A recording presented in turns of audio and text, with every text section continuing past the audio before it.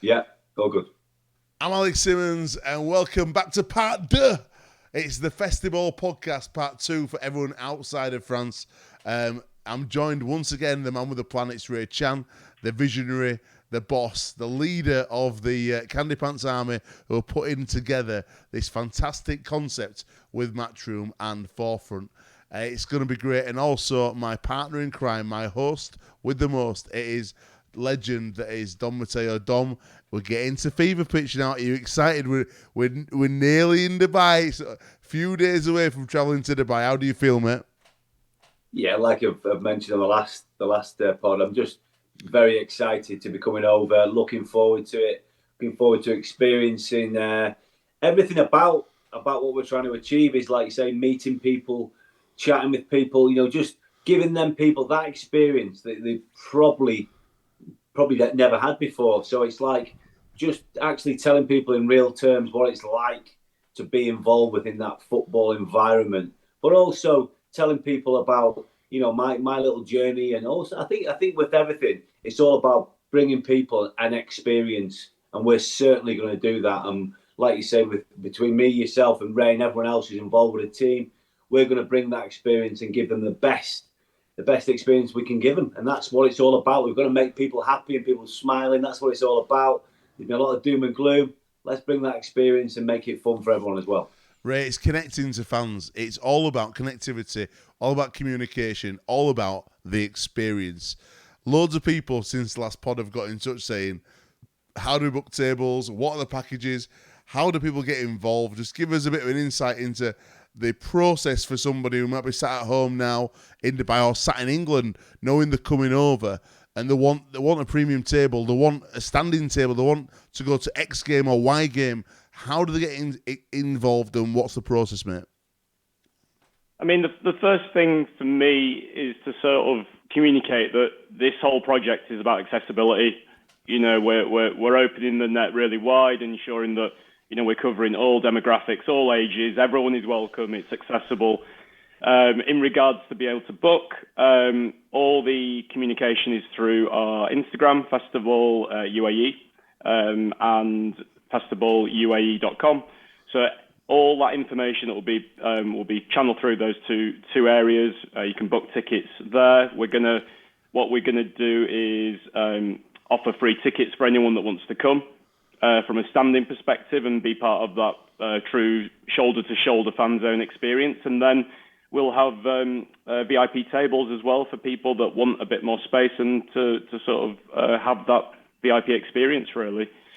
So there's two areas, but all the information will be housed in those two platforms, and it will be our sort of sports bible for the next 6 to 8 weeks. Dom, obviously, we're looking at it's nearly go time for the World Cup. Gareth Southgate scratching his head. There's all sorts of issues with the England team. Do you believe, can England actually, in your opinion now, I want this answer for both of you. I'll start with you, Dom. Can England win the World Cup? They have a chance, yes, we know that. They did well in the Euros. Didn't quite get there, but they got to the final, which is a real achievement. Can they win it? Obviously, it's a very difficult question because there's so much quality out there. But I'd say I think they might get to the last four.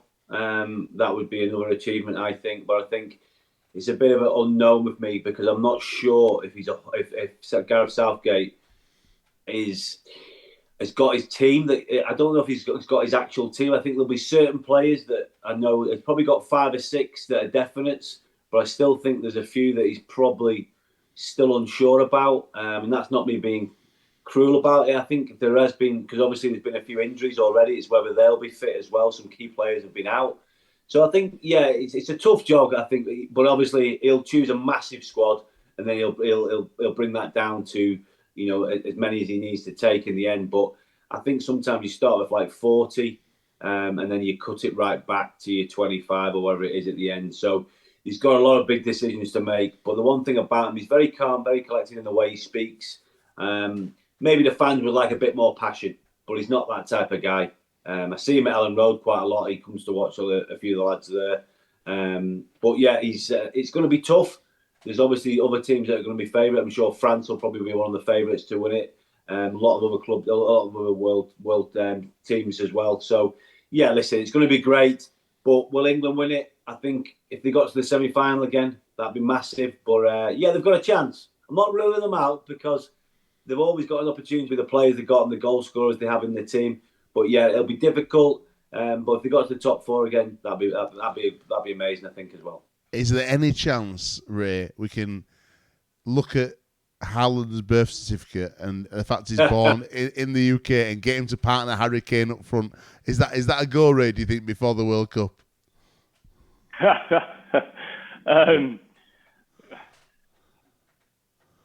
Yeah, go for it. let's start a campaign right now from Festiball. Haaland for England, Haaland for England.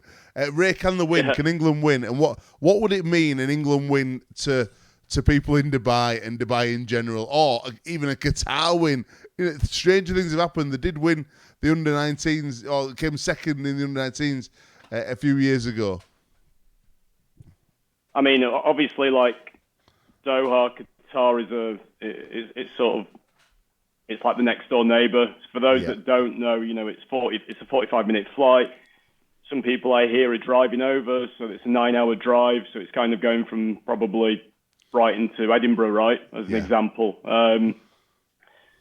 You know, if there was a Qatar win, I think that people really embrace that in sort of hearts and minds locally, and obviously, like England, when England do well, the country roars, right, and the expat community here will roar as well.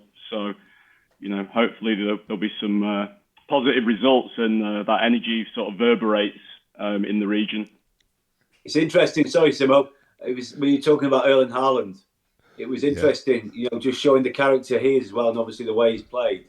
When I was struggling in hospital, him and his dad sent me a signed Haaland shirt, Erling Haaland shirt. You know what? Just them little touches from a top player like him really made me day, and obviously helped give the family a big lift as well. So, you know, people like that, you know, I just love characters like him, and he's absolutely smashing it at the moment. He's one of the best players in the world, but he still had time to send me a little message in a signed shirt actually, which I'm very proud to still have. Thing is, I reckon that players like Erling Haaland, who like walks around on his own in Manchester, there's no airs or graces. His dad's bought him up right. He's a Leeds lad. Let's not forget, he's a Leeds lad. He's one of us. He's a Leeds fan. He's a Leeds fan.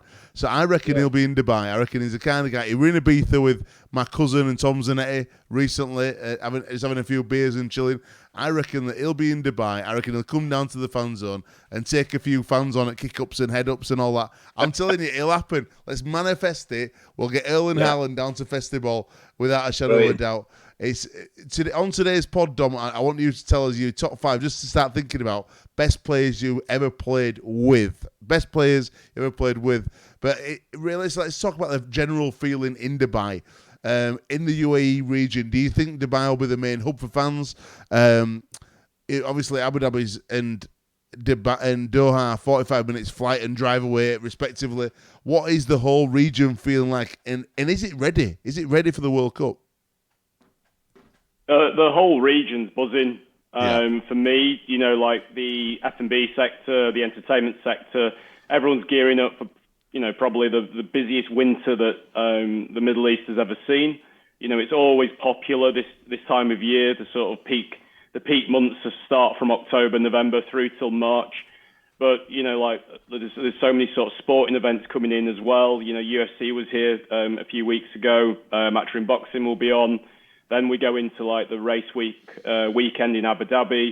But that coincides this year with like race day is also the opening of the World Cup. And then that takes us 4 weeks into December. So I believe it will be the busiest period the region has ever seen. It's great for businesses. It's great for hotels. It's great for the economy in general. And I think that the whole community are buzzing for it, really. I want to ask you also, Dom, to give us your starting England team. So no pressure, mate. No pressure. Your starting England team. Just have a little think about it. Have a little sit and think about it.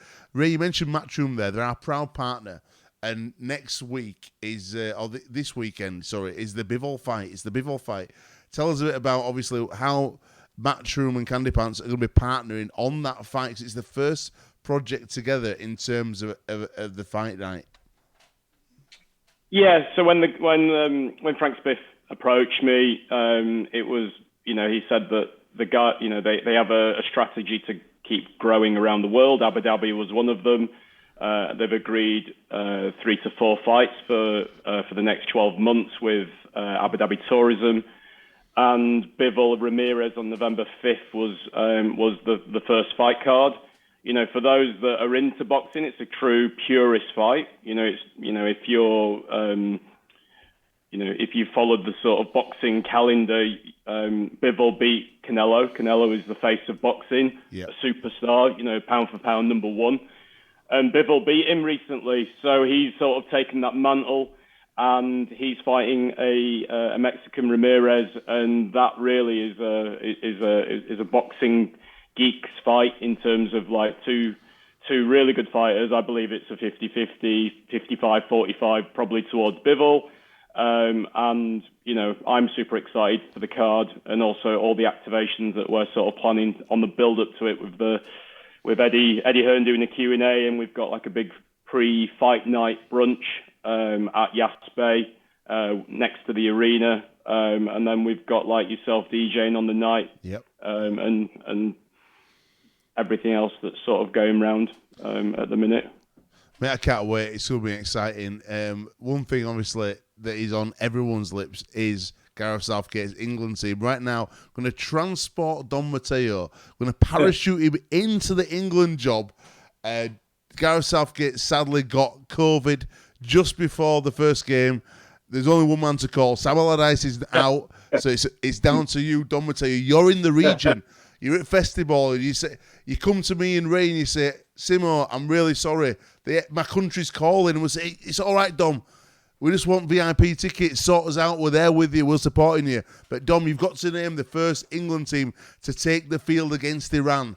Who is in the team? Give us 1, 2, just the 11. I don't care about subs. They don't make the cut. Give us it. I think we all need to have a little bit of input in this, because we've all got little opinions. But we know Pickford's going to start in goal.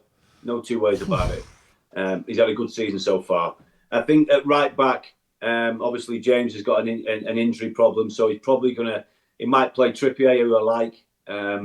He's a good, solid right back. Do we agree? Let's just go through it. Ray, do you agree? Are you happy with Dom's choice so far? He brought us into this conversation. I wouldn't let him do it on his own, but he said he wants our opinion. Are you down with Trippier, or are you going to go Trent? Well, go on. I like Trippier. Let's go Trippier then. I think he's all right. Yeah. Dom, are you playing a back 4 or are you playing a back 5? Well, I think he might have to adjust depending on what he thinks. I think that you've got to have that flexibility as a coach. But in midfield, defence, centre half is a situation where I think I don't think he's that sure yet. I think John Stones for me plays. Yeah. I think he's a player would suit the World Cup. Sorry. That is a position where obviously Harry Maguire has done so well playing for his club. So I think Gareth's got a choice to make on that. But I think at times he has played Kyle Walker as a centre half, or he's played him in a 3 as well. So I think that's a big call. Obviously at the full-back position, Shaw's done well when he's played for his country. But will he make a change? He seems to stick with the players that have done well for him. What would you do, Dom? This is your team, mate. What would you do? This is your team. Forget Southgate. This is Don Matteo's team. Give me your back 4 or back 5. You got Trippier at right back. Who's at centre back for you? I'd probably put Kyle Walker. Walker. Only because I think he's got the pace and he can defend as well. I think him and Stones together would be great because they can both play as well. And I think when you're at that level, you have to be able to pass out from the back. The one thing that Maguire has probably struggled with at the minute is that side of his game. He's not very well. He's not been keeping it very well. So I think he might pick a team that people can keep the ball, because with the team he's going to probably choose, they're all forward-thinking players and they all like to get on the ball. So that's what I'm going to go for the back 4. Anyway. Who's your left back? Are you keeping Shaw? Yeah, I think he will. I think he'll play Shaw, and I think Shaw's done well when he's played for his country. He's struggled for his club. I don't know how that works sometimes. For me, if you're playing well for your club, surely that should translate into the way you play for your country as well. But I think Shaw will start. Yeah. All right, so you're starting. So Don Matteo's team: Pickford, Trippier, Walker, Stones, and then Shaw. Who's in your midfield? Yeah. Who makes Don Matteo's midfield? Well, the one player for me who I've been so impressed with is the holding midfielder, Declan Rice. Rice, yeah. Can't beat Rice. Yeah, Or Calvin Phillips being a Leeds boy. Yeah, honestly, he's just. I think he's one of those players that could play for any club, and obviously he's been so loyal to West Ham because everyone must have been in for him. Yeah, I think he's been he's outstanding. He's playing centre half, and he can cover that as well, which I think it's good to have a player like him who's flexible. Who can play in a few positions. So, yeah, he definitely starts for me. Are you going to go two attacking midfielders or are you going to go two defensive? Because Southgate always goes defensive, but I think Don Matteo's a bit more daring. What are you doing with your midfield, Dom? Well, I think I'd play him. So I'd play the 4-1, and then I'd go 4. So Declan can sit because I'm not sure if Calvin Phillips is going to be right. Yeah. Because of his injury. So that's why I'd go there. So I think I'd just play him sitting, but he can interchange as well with other people if he has to. But yeah, definitely him sitting, and then I'd play a 4, which I'd start with Saka. Definitely, I think he's been very impressive when he's played for England, and also he's got goals in his locker as well. So I'd definitely throw Saka in there. I don't know if you guys agree on that one. I don't, because he's Arsenal and I'm a Tottenham fan, but I'll let you guys have it. So you got Saka on the left. Who's your CAMs? Well, I like Mount. I've talked about Mount quite a lot. Yeah, you love Mount, don't you? I love Mount. I think he's a good player. The other one I'm trying to think of his name. Bellingham? Midfield. Yes, Bellingham is the one. I think he's going to be the superstar at some point very soon. Bellingham is the one for me that I've been most impressed with watching him in Europe this year. I think, again, he's going to be an absolute superstar. And I think every club, every team in the world football will be after him. It's who gets him. I'm opening, obviously, it might be Liverpool because they're desperate for him. But I think Bellingham is absolutely brilliant. One of the best players for his age that I've seen. He's that good, this kid. Who's on your right wing? Does Sterling get there or is it somebody else? Sterling? Yeah, Sterling definitely plays. I just think what he brings is he's just his work rate, and also he chips in with goals. And yeah, I think as well he's played so many games. He's played a lot of games for his country as well. He brings a bit of experience as well into that squad. So yeah, he's got to play for me. And obviously at Chelsea to have that link up with Mount as well. So yeah, I think he plays as well. And up front, it can only be one. The skipper, surely. Oh yeah, I mean, listen, the man. Everyone, you can't doubt his record, and the goals speak for itself, and the way he plays. And also, I think he's got a physical presence, which I like. He can get hold of a ball. He can bring them other players into the game, and we've seen that when he plays for England. He also chips in with the assists as well. So Harry Kane for me is an out and out goal scorer. Can I ask you a question, Don? Can I ask you a question, mate? If Harry Kane played for Man City, would he score as many goals as Erling Haaland? Oh, come on. I mean, I don't think he would, no. No. I don't think he's that probably out and out number 9 that Erling Haaland is. I think he scores goals because he's also got a bit of craft about his game as well. I'm not saying Erling hasn't, but Erling just knows where that onion bag is. Harry Kane also does, but he's got a bit more craft and he can drop in and link up as well. Right, mate. Well, we've got your England team. I love that. Ray, do you agree? Are you happy with that England team? Are you confident against Iran? I agree. Maybe Foden is in the mix as well. As a fifth creative midfielder. But yeah, 100%. Mate, do we think? Obviously, looking at the layout for Festiball, Ray, you've got Notorious, which is like a pub for those guys or girls who just want to go and have a steady beer with their friends. You've got Scene after work. Notorious is like a sort of a man's pub. Yeah. So where the 40+ gent will go for a pint of Guinness, and just sort of it's going to be a bit more of a relaxed atmosphere, but equally you can watch the game and chat with your pals.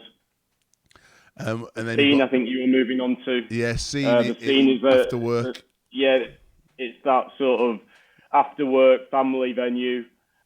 Great views, great pub food. So it's a hybrid.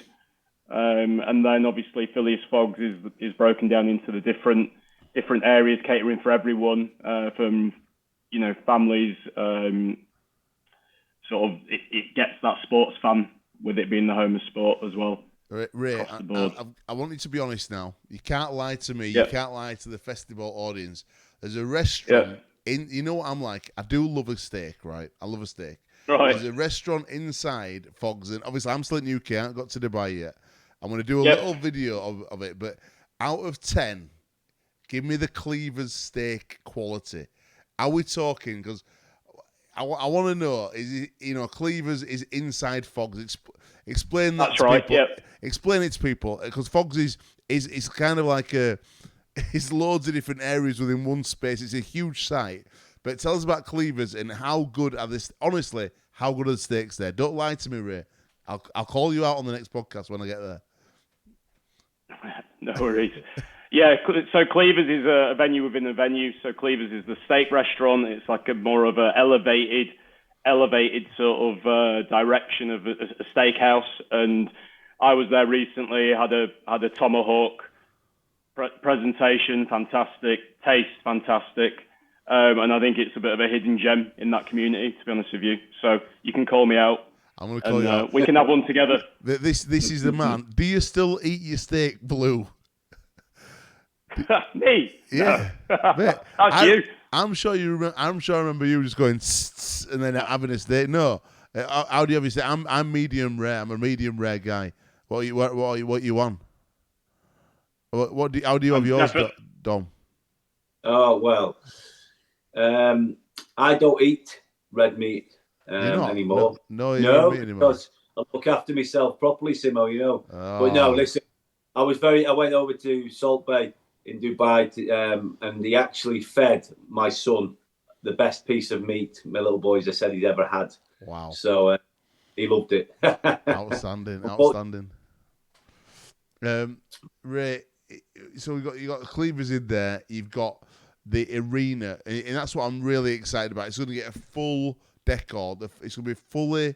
My missus is coming over, who's got a business called Imagination Creation, and she's going to transform the space. It is going to feel like it's never felt before, isn't it? Yeah, 100%. Look, I picture it to be like a box park on steroids. That's my vision of it. Love that. Box park on steroids. I love that. We should quote that. Box park on steroids. Dom, finishing off today's pod, mate. It's down to you. It's your top 5. You have to fire through them pretty quick, I'm afraid. We're running out of time. But who's the top 5 players you've ever played with? 5-1. Go, the man, Dom Matteo. This was hard. Very hard, you can imagine. Played with a lot of greats. I'm going to start with my old mate, the Duke, Mark Viduka. Great footballer. Scored them 4 goals against Liverpool, which I think people still talk about to this day. What a player. Could have played anywhere he wanted to. The most laid-back man you'll ever meet. Love him as a guy. Looked after me. Recently, we did an event together. Yeah, brilliant fella. Top player. Yeah. Number 4, I'm going to go for my old mate as well. And James Milner. He likes his time out when he goes out to Dubai. I've seen he loves his golf and stuff. So he's one that I might try and touch base with and see if we can get him over. If he is in Dubai, if he has a little break. He never likes to have a break, though, because you know how fit he is. He's the fittest man ever. He still wins a bleep test, doesn't he? He still wins a bleep test now at Liverpool as a 30-year-old man. It's crazy. Yeah, it was interesting because I did an interview with him and Jurgen Klopp, and we did a chat about stuff. And he actually said he was really kind in what he said. He said I was his first captain, and he learned a lot from what I said to him, which really meant something to me. Because you always think when you talk to the young players, you are trying to give them a bit of a help, a bit of a lift. And it was nice for him to say that to me. And obviously to connect with Jurgen Klopp as well, who obviously, listen, I think he's probably, Milner's probably Jurgen's favourite. I think everyone says that he is his favourite. And you can see by the career he's had and the player he is. Listen, if I can get him on with us, that'd be amazing. I'll try and check out where he is going for a quick break. If he's coming to Dubai, it'd be nice if we get someone like him on, because for me, I really respect players like James who don't go under the radar to me, but he's happy to go about his jobs quietly, and he's a role model for me. And there's not enough of them out there for young kids to inspire to be. But I tell you what, he's not a bad one to try and be like James Milner. Longevity all the way. Right, number 3, my old mucker. He's always getting into my teams, whichever way it is. And that is Robbie Growler, Fowler, God. He's got so many nicknames. The goal machine, everything he hit goes in the back of the net. Yeah, he was just one of those players, and I grew up with him as a young footballer at Liverpool right the way through from the academy. So yeah, I've known Robbie a long time. Another guy who loves Dubai as well. So I'm sure at some point we can tempt Mr. Fowler as well. If you're listening, Growler, come and see me. And come and see the team, because that'd be great to get someone like Robbie with his knowledge, his World Cup stuff. He actually gave me, when I was in Japan, he gave me his shirt from the World Cup. Oh, wow. I've still got it. It's got a little bit of grass still on it, because I don't think he got a lot of time in that game, but he played for about 10, 15 minutes, and he gave me the shirt after the game, which was so kind. So I've got that. So Robbie Fowler, like you say, what a player. Right, next one. Bit of an England legend as well as Liverpool. John Barnes. Everyone knows that goal he scored against in the Maracanã Stadium. What a goal that was! Skinned all them people. Ends up in the onion bag. What a player! What a guy to work with. What a teammate. What he brought. I mean, I remember Barnes was towards the end of his career and he's playing in midfield. Obviously, we all know him as a left winger. He was one of the most talented wingers I've ever seen, and watched him on the Cop as a young lad. He was just so good. He just literally never gave the ball away in training, even on match days. Obviously, he lost his pace as you get older. That happens, but he adapted and played as long as he could. But just a brilliant guy. And again, Dom, is he a better footballer than his rapper? Because I got to hold and give and do it at the right time. Simo, we're talking about a legend here. Yes, he can sing. Yes, he can dance. He's got all the moves. But let's talk about his football. What a player he was. And love it. Again, at times, I think the England fans, didn't like what he was doing at some points. And I think John booked a trend, and he did achieve more than what most people did. And, he was unlucky in that semi-final when they lost to West Germany. When they got beat, I think it was 2-1 in that goal, obviously, for Maradona. Was it a goal? Wasn't it a goal? So, yeah, John Barnes, absolute legend. But number 1 for me, go on, the players I played with, SG, Stevie G, the legend he is. Obviously we've got a connection. He actually cleaned my boots. He was my boot boy. No way. Yeah. Oh no, it's bizarre that, isn't it? Where it's like when he cleaned my boots, it's probably I couldn't lace his boots, but he could clean mine. It was one of those. What a player. I was at a party in Ibiza with him a few years back. For my friend's 50th. He's at with my agent. We've got the same agent, me and Stephen, and Carragher was there as well. It's like all them people that we all knew and grew up together. Stevie was the one that obviously was the best out of everyone, I think. Yeah. He was the most complete footballer, and also a great guy as well. And like you say, if you have ever asked Stevie for out, he's always there for need out. He's just a brilliant character, and I think people like him as well with the career he's had. Very humble. Great person, and what a player. I mean, what a goal scorer as well. I mean, some of them free kicks and stuff he took was just incredible. I'll never forget the old Gerrard. That's it. Yeah, Gerrard, Andy Gray. I'm sure Andy Gray will be commentating on all the World Cup stuff. Working with BN, I think he does now, Andy Gray. So yeah, listen, it's going to be. I think with Stevie, he's just he had everything, and I think anyone who played with Stevie, you'll know what I mean when I said that, because he would test you. He would test you in training. If you weren't good enough, he'd tell you need to get better. And there's nothing wrong with that. But he wanted to be the best. Stevie was gutted if he wasn't the best in training every day, never mind on a match. Love that. He was good. That is the attitude that takes you to the top of your game. So Stevie G, number 1 for me. Guys, I love that. Thank you so much. Part 2 is done.